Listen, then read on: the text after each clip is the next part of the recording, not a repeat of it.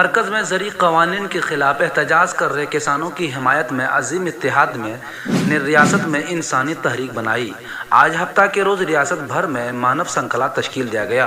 केंद्र के कृषि कानून के विरोध में आंदोलन कर रहे किसानों के समर्थन में महागठबंधन ने राज्य भर में मानव श्रृंखला बनाई। आज अपोजिशन लीडर तेजस्वी यादव ने पटना के बुद्ध समिति पार्क के करीब मानव श्रृंखला में शमूलियत करने के दौरान कहा कि अज़ीम इत्तेहाद महागठबंधन के लोग किसानों की जद्दोजहद में उनके साथ हैं। मरकजी हुकूमत सरमायादारों के साथ हैं।